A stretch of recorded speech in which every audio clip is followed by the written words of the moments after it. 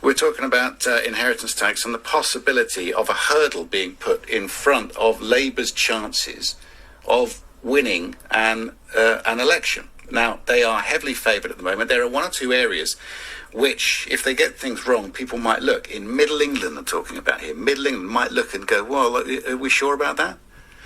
Jonathan Davis is an economist and wealth advisor. Good morning to you, Jonathan. Hi, Andrew. Hi there.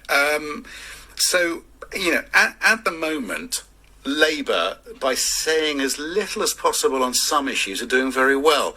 Finances are going to come sharply into focus, aren't they? Will they? Perhaps they will. From my point of view, we don't have a low spending, low tax country or politicians in Parliament, whatever colour of political party they are. So maybe that's up to the media. So are Labour considering raising inheritance tax? Well, I'm sure they're considering raising all taxes that they possibly can. But then again, as I say, all political parties have done the same and are doing the same. And to suggest that Labour or the Liberal Democrats or the Nationalists or the Greens are particularly higher taxes than the Conservatives is, of course, nonsense. Well, hold on a second. Corbyn, I mean, if they are... we want to know what they're doing, not what everyone else is doing. We know that the Tories are a party of high tax at the moment, that is for sure. But specifically, the Labour Party could axe a measure that allows parents and grandparents to leave their family homes and other assets worth up to £1 million entirely tax-free to younger generations. So do we know, Jonathan, whether that's being looked at? I don't know, but I would make the suggestion that I'm sure every political party is looking at raising taxes. Labour's Grey Book, which it published alongside its last manifesto in 2019 to explain how it would fund its spending commitments, pledged to reverse George Osborne's inheritance tax cut. So I guess we'll get some detail at some point. Let's talk about other matters then. Corbyn's policy of axing the financial benefits that private schools get from their charitable status. Do you know if Labour's going to stick with that? You're asking me questions about an individual political party. I'm a wealth advisor based upon the taxation that we have. I'm not a political. No. I didn't mean to make out like you were. I just was wondering whether we had sort of any detail on those things.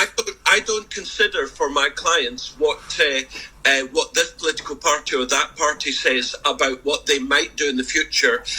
What I consider for my clients is what are the taxes and what do we know that the taxes will be. I think, if I may say, the focus should be on why on earth are all of these politicians spending so much and taxing so much? That's the question. That's a very, very good question, and that is there is a fear that both options and perhaps others as well are a high tax country. So when your clients come to you, Jonathan, what are they asking? How do I best legally hide my money from taxation? Not hide, but I mean, because that's, evasion. But I'd like to please avoid as much tax as I can. Is that what they say?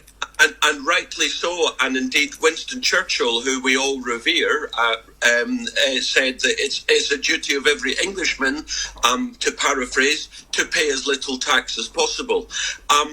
So in order to pass on, I mean, we're talking here about, as ever, I mean, since time immemorial, we're talking about attacking the wealth of the wealth generators of the country, who are the workers, the professionals and the managers.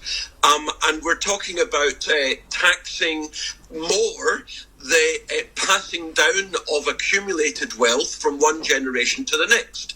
Well, at the moment, so long as you and your spouse, shall we say, are not worth more than £2 million in total, then there's £1 million of assets that you can pass on tax-free. And then you have to do something about the other £1 million if you are indeed worth 2 million. So we're talking about those who are up to £2 million of wealth, they've got £1 million of tax-free, including their property. That's the case at the moment. Yeah. In order to mitigate inheritance tax, it's actually not difficult. People think it's complex. It's not. And you know what? The simplest and most effective way of mitigating inheritance tax, surprising as it may be, is a life assurance policy. Take one out for both of you, and on the second death, the policy will pay out a lump sum, and hey presto, it pays the tax. Good to speak with you, John. Good to speak with you. Thank you very much indeed. I didn't mean to lead you down a political pathway there. That was that was me. I understand exactly what you do. That's Jonathan Davis, who's an economist and wealth advisor. 8:33.